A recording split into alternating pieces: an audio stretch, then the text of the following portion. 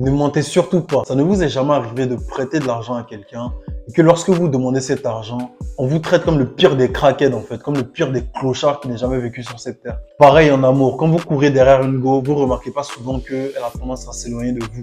On peut faire le même parallèle au monde du business. Et on se rend compte assez facilement que lorsqu'on court derrière un client, on a plus facilement tendance à le perdre. Qu'est-ce qui fait que les personnes détestent les gens needy? C'est ce que je vais vous expliquer dans cette vidéo. Donc, je vais décortiquer cette vidéo en 3 parties. Donc, la partie amour, la partie amitié et la partie business. Ok. Donc, comme d'habitude, n'hésitez pas à vous abonner, à cliquer sur la cloche de notification, à laisser un pouce bleu. Donc, sans plus attendre, let's go!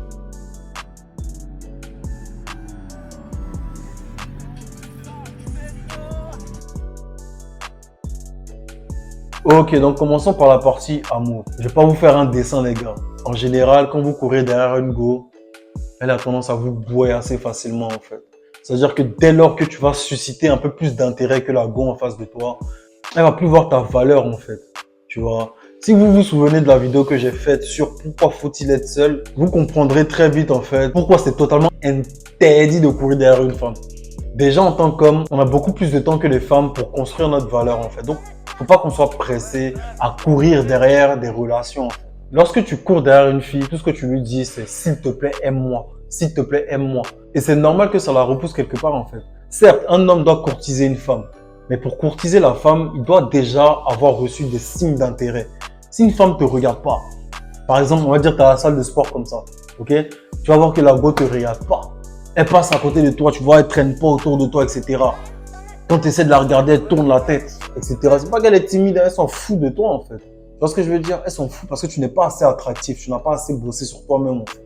Une go qui est intéressée va te montrer des choosing signals, des signaux de choix, comme quoi elle t'a choisi, en fait. C'est pas tous les garçons qui peuvent comprendre ça, c'est pas les bêtas qui peuvent comprendre ça. Pour les gars les plus avisés, vous saurez que quand une go est intéressée, elle va venir tourner autour de vous. Elle va vous regarder. Dès que tu tournes la tête, tu sais qu'elle te voit. Tu n'as même pas besoin de la regarder, tu sais qu'elle te regarde, en fait. C'est de ça qu'il s'agit. Quand elle passe à côté de toi, elle fait en sorte d'attirer ton attention. Elle cherche ton attention, en fait. Tu vois. Mais vous êtes là, la go te regarde pas, elle s'en fout de toi. Tu vas aller lui parler, l'emmerder. Oui, ça va, tu fais quoi? Oui, donne-moi ton Snap, donne-moi ton Instagram. Joe. Dernier conseil par rapport à la partie amour. Les gars, bâtissez votre propre valeur.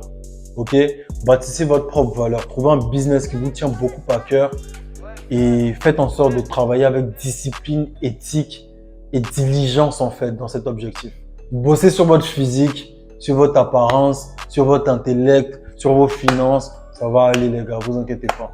Les jolis garçons là, c'est intéressant jusqu'à un certain âge chez les filles. Mais à partir de 30 ans, 32 ans, 35 ans, 40 ans, faut être Brad Pitt si tu veux mon gars. Si tu n'as pas ce qu'il faut, si tu n'as pas les finances, ça va pas le faire.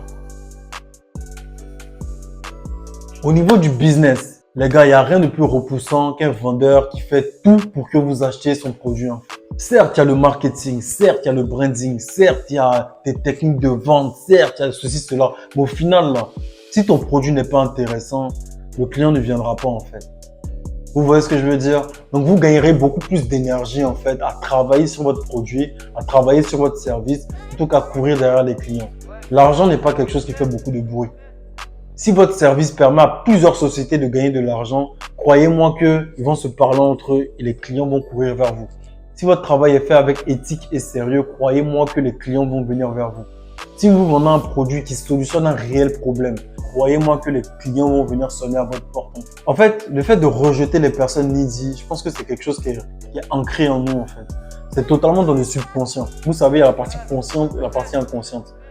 C'est totalement dans la partie subconsciente. On fait même pas exprès de détester ces gens-là. En fait. Parce qu'on se dit toujours qu'il y a anguille sous roche, il y a forcément un problème.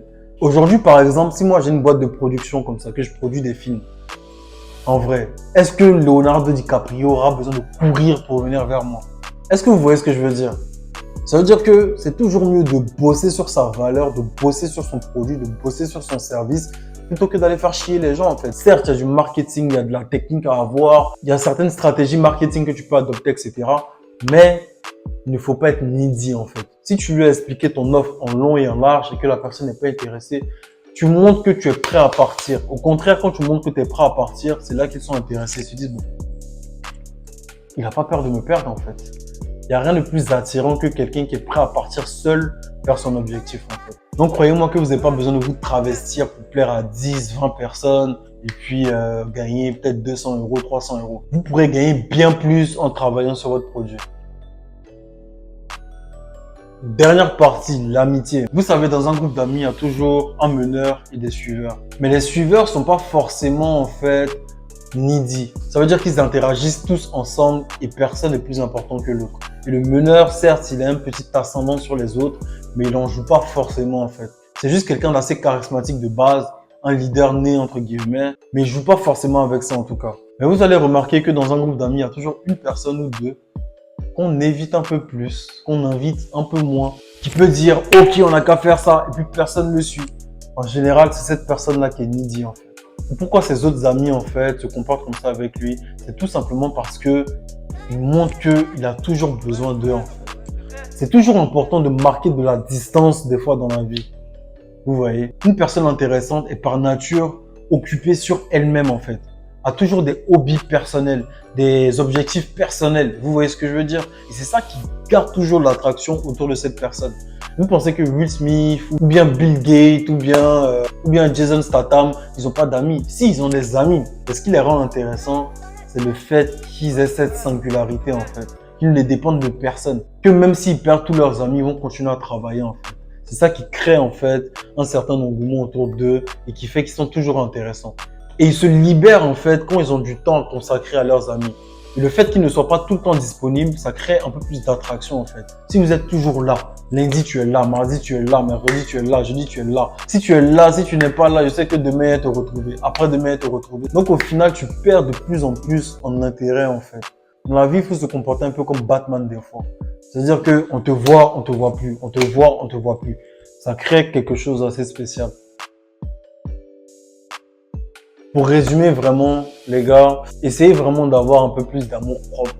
Et comprenez que dans tous les aspects de votre fucking vie, si vous courez derrière les gens, vous serez toujours perdant.